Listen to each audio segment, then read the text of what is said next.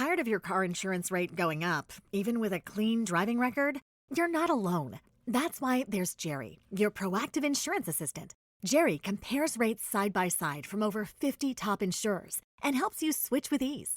Jerry even tracks market rates and alerts you when it's best to shop. No spam calls, no hidden fees.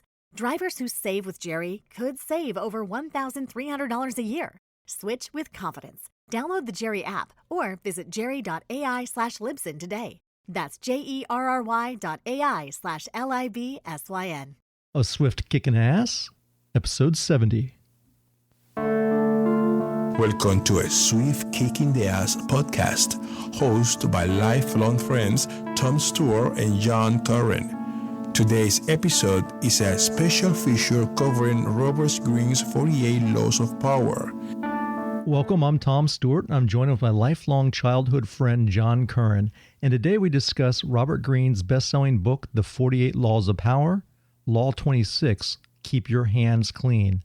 John, welcome to the show. How you doing, man? Hey, Tom, I'm doing great. And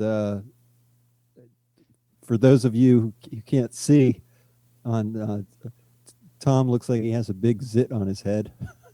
But it's not a zit. I actually have a big gash from opening a car door while trying to talk to someone and not paying attention. I bumped myself in the head. So I have a slightly raised forehead with a big slit along it.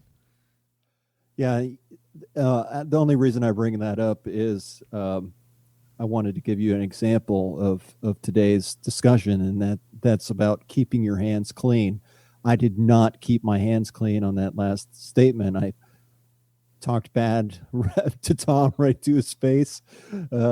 And, you know, my hands are dirty, and I'll be paying for that probably the rest of this episode. What you should have done is have one of your kids come in. They could have asked me, and then you would have said, why did you do that? That's so rude. Because kids are a great scapegoat, and that's what we're talking about today, is exactly how to keep your hands clean, right, and blame others. Yeah, absolutely. Rober Greene in the judgment of this chapter says, you must be a paragon of civility and efficiency. Your hands are never soiled by mistakes and nasty deeds. Maintain such a spotless appearance by using others as scapegoats and cat's paws to disguise your involvement. And as my example it demonstrated, I didn't do that. I didn't try to use my kids as a scapegoat, which would have been perfect. Well, I think this is very fitting for our times right now. We're approaching election season, or we're already in it for the presidential run between Trump and Hillary, and how many Johnson, yes, I'm sorry, Libertarian, and whoever else, what other unknown party might be Jill out there. Stein But yeah, how many times, John, have we seen already in this campaign of political scapegoats, of people not accepting the buck and passing the buck to someone else? Yeah, I mean, we're definitely not a political show, but I think it is a great example of scapegoats. Look at Debbie Wasserman Schultz. Yep. Yeah. Mm-hmm. Now she's from South Florida area, and I know a lot of people living in South Florida are familiar with her. Sure, I set up a live broadcast with her before. But she was definitely a scapegoat, and in the story, in this chapter, Rober Greene talks about, and I always butcher these names, but is it Cao Cao? He was a great general and imperial minister of China's Han Empire, and he made a strategic mistake in dealing with the wars. His troops were running out of supplies, and he recognized a lot of grumbling within the soldiers and within the ranks. There was a lot of discussion by the soldiers saying that Cao Cao was in his tent and eating good food, and here everyone else was doing without and having to limit rations and everything like that. And he saw a mutiny really coming, people rising up against him.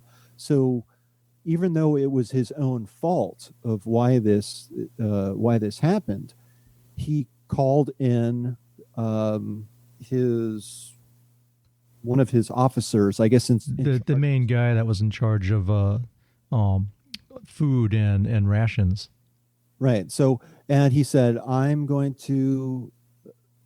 need your service. He says, I'm going to make you an example, and I will be beheading you.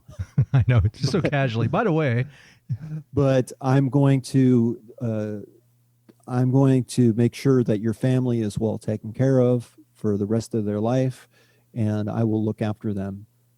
Thank you very much for your service. And the guy, to his credit, was like, hey, I have done nothing wrong. And Tao, I think that's really his name, said, no, you haven't done anything wrong. You're absolutely innocent here. However, I'm going to cut your head off anyways and, make you my scapegoat. Right. And that's exactly what he did. He not only beheaded the guy, but he put his head on a pike. And that certainly squashed any discussion of who did wrong. And everything, that people were distracted and they didn't care to know the truth. They saw that it was handled, and that was their impression. And I think that's really what happened to Debbie Wasserman Schultz as well. She took one for the team. Yeah. But if you notice, she didn't really lose her job. She lost that job, and they gave her another one. Well, she's still running. I see signs down here all the time on people's yard. She's running in Florida. She didn't leave the party. They just shifted the attention, but someone had to take the fall for that, and it was her. You know where throughout the Middle Ages are pretty rife with people being scapegoats. And one of the things, John, that used to happen is kings, when they were being reared up and as children, they wouldn't punish them directly. They would not hit them because they considered the king divine. So they had a person, a courtier, like our last episode, which would be a whipping boy. And that's where that term, the whipping boy, came. So they'd spank someone else for when the king did something wrong. And that was his personal scapegoat. Yeah, that doesn't sound like a fun position. They also neither does piss boy. Piss boy. Oh, piss boy. It's good to be the king. Have you ever heard of the term sin eater? No, but I do know that the term scapegoat comes from back in Hebrew times, when the priest would put his hands upon a goat's head and kind of transfer all of the sins and transgressions of everybody, and then they would take the goat out into the wilderness and abandon it and let it go. Well, that's very close to what a sin eater was. So in the Middle Ages, there was actually an occupation where someone would come to the funeral, and over the casket, he would break out his Kentucky Fried Chicken, just per se, and start chowing down, because he would assume all the sins into the food, and then he would consume them, and thereby taking them away from the person that had passed away. That just conjures up the my thoughts of these people who go to funerals just for the buffet. That's wrong, man. It is. You know when else a scapegoat I can remember already? I was in 7th grade. I was sitting in the middle of science class, and what happened? Keith, why'd you do that? I didn't do that. I let one rip, and and immediately blamed a kid in front of me, because it was just like by accident, and there's girls in class and other kids, and the whole place, it just went, everyone started laughing. I'm pointing to the kid in front of me, he's pointing back at me, and he was actually innocent, but he was my scapegoat. It's funny to bring that into more current times. I was upstairs with my little boy. He was getting ready for bed, getting his pajamas on, and I had to let one go. And he's like, "Daddy," I was like, "Phineas," and he's like, "Phineas isn't up here." I was like, "That bad dog." Now, sometimes you can't escape Karma. My daughter, when she was 3, I was eating at this place called Sonny's Barbecue. Had a nice, great dinner, went over, I was paying the check at the front cashier, and she walks behind me, and she smelled something. It wasn't me, but she automatically assumed it was me, and she goes, "Ew, Daddy farted." And here I am with a 3-year-old, calling me out. The cashier starts laughing. All the people standing in line behind me start laughing. I'm like, "No, I didn't." Sure you didn't, Tom. Anyhow, it's the purpose of scapegoating really is to conceal your mistakes and to have a scapegoat around to take the blame for your misdeeds. I think it's important to kind of bring out in this conversation that we all make mistakes, and mistakes are inevitable. We can, as much as we try to control our actions and our statements, we screw up sometimes, and that's human. But in the world of power, how you handle your mistakes can have real impact on that power.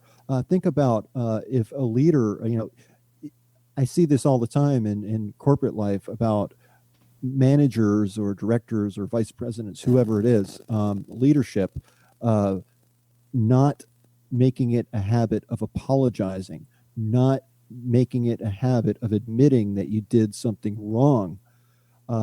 And the reason why a lot of people do that is they feel it opens up doubts about your competence, your intentions, or other mistakes that you may have made along the way. And it a lot of people just think that that's like a corporate death sentence, like a corporate beheading, I guess. And it really goes, this law really goes against your what you've been taught and raised. You're taught to have integrity. I mean, most people are, and you're raised up to say, "I admit it, I did something wrong." First rule of leadership is everything is my fault. But unfortunately, in the quest for power, like John says, that can be seen as a sign of weakness, and that's why I think you see so many in politics. Why you see so many scapegoats, because they know that that's a political suicide. And even when you think back to what was it, 2010, when we had the housing collapse, and yes, they used the banks as the scapegoat. Yes, the banks were at fault, but there was also many laws that were passed by the government that put them at fault. But they made sure that all the penalties and all the finger pointing went to the banks, and the banks were vilified. Yeah, that's very true. I mean, politics is ripe with examples of scapegoats, and in some cases, there's even some strategy involved in this. Typically, a person, I think, knows of their mistakes when they make them, and kind of has the heads up. I mean, if you did something wrong or if you didn't. Then the question becomes, how do you manage that? And in some cases, a scapegoat is actually sought out ahead of that time, just like General Cao Cao or Tao Tao or however you pronounce that. He knew what was happening. He could see that the troops were getting restless and getting concerned and were kind of plotting mutiny, and he called in a scapegoat to diffuse the issue. And John, like you said, in the olden days, back in the Middle Ages again, the book talks about the kings, that often they would have a person that was designated as their favorite. So they would, bestow a lot of gifts and, become friendly with this person. But they knew with the intention that they would be the scapegoat if they needed them. And eventually they would use them as a scapegoat, because once they gained too much of the king's favor, they kind of got a little cocky, and, other people were jealous. So when they got rid of the guy, the people that were under him were all happy. Like, yeah, get that guy out of here, because, he had the king's ear. Yeah, I think that it pertains to modern day life now. I mean, I see this in the work environment. I don't know if I see it as often as I used to, but the boss will always have a favorite or seem to have a favorite. And is that something really to look up to, in this context? Your favoritism it has a lifetime on it. And if once they cut you out of favor, you're out, and you might take responsibility for something that happened that you had no part of. So it is something to consider when you're in this role and playing this law. Absolutely.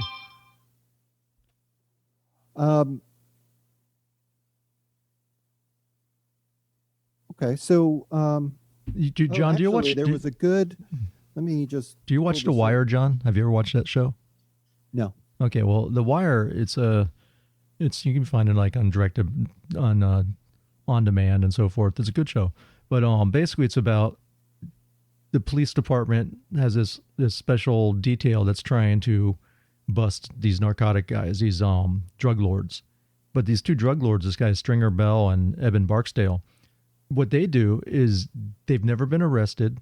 They never handle the drugs themselves, but they've set themselves. They keep their hands clean, and they have a bunch of lower level guys all around them.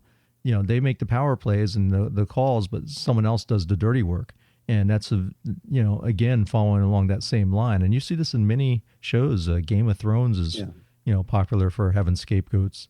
I mean, look at the main guy that got his head lopped off after the first season. Yeah, that's also true in the rock and roll world, because especially where drugs are involved. You'll also, like the musicians, they have access to any type of drug that they could possibly want, but they're not holding them. They're not in possession of them. There's usually someone in their entourage that's in charge of that. Right. It's just my understanding, but that's why you never see, that's why they're not often arrested on drug charges is because they have a scapegoat. I think Rober Greene had a really good passage on this, and I just read it really quickly. It says, "Folly consists not of committing folly, but in being incapable of concealing it. All men make mistakes, but the wise conceal the blunders they have made, while fools make them public. Reputation depends more on what is hidden than on what is seen. If you can't be good, be careful." And actually, that's through Ballastar Gracian from 1608 to 1658. So this is, the use of a scapegoat has been around for quite a while. And think about it, a whole race, like with the Jewish people back in the, it's not only Germany, but also I think it was France that had issues where they would kick out the moneylenders from the Jewish moneylenders because they blamed their problems on the Jewish people. And the same thing happened in World War II with Hitler. He all of a sudden, the Jewish people everything that was wrong with Germany was blamed on them. And it was an easy scapegoat to get people rallied up behind him. And we see that today as well in modern politics with illegal immigrants. Yeah, build a wall, right? Maybe not immigrants, but illegal status. They blame them for taking right. A lot of people blame immigrants for taking jobs away, or causing their taxes to be raised, or insurance rates to go up. All kinds of places where we can point the finger. Yep. So the next part of this chapter is about cat's claws, and cats are usually fluffy and cute if you're a cat person, and they have very soft paws. The pads are soft, but they also have extremely sharp claws. And with these claws, they can be used to grab grab things. They're soft and padded, so maybe they don't even feel that much. But it says use the claws to pluck things out of the fire, to claw your enemy, to play with the mouse after devouring it. Sometimes you hurt the cat, but most often the cat doesn't feel a thing. And that's really what's behind the use of a cat's claw. It is really, I guess, another way of saying having somebody else do your dirty work for you. When they talk about don't shoot the messenger, or they have you as a buffer zone, because that came from a fable, John, is what you're talking about. It's about a monkey that he has a friend that's a cat, nice friend, and he uses his cat's claw to fish chestnuts out of a fire, and that's where that term came from. Well, you can also in modern days, think of military and snipers and assassinations. Well, how about this? You talk about the military. What about when they, rather than the military going in, they send the CIA in to get the countries opposing military? If there's a civil war, they back one side and they get them to do the fighting for them. That's a perfect technique a tactic that the U.S. uses quite a bit. Yeah, it's again, it's just a way to not be directly involved. And when you're asked about it, you're not necessarily lying. Right. You deny any knowledge of it. Yeah. Yep. So, it's interesting, especially in regards to creating positive change in your life. We often say, don't use a scapegoat.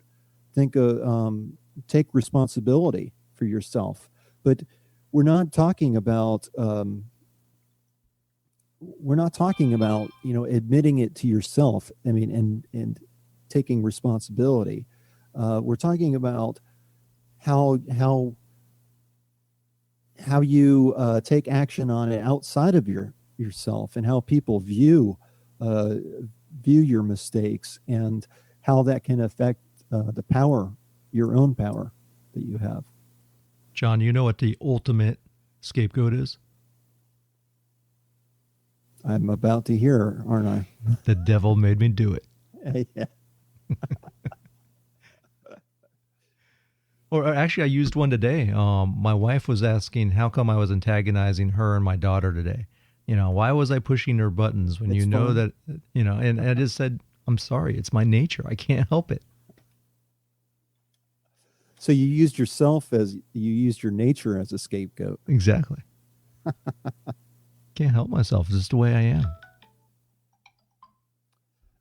So yeah, that's about it for this chapter, I think. Yeah, I think that about wraps it up. Make sure you head over to our website at swiftkickinatheass.com. Sign up for our free membership. All it takes is an email, and you get John's simple spending tools. And also you get some cool courses that we have in there. Books, all kinds of things that we always constantly add in. John? Thanks, Tom, and thank you all for listening. And we will kind of be mixing up the laws of power and with our own material as well. But make sure that you reach out to us. Tell us what you think. We'd love to hear from you. Absolutely, man. This is Tom. Peace. Peace.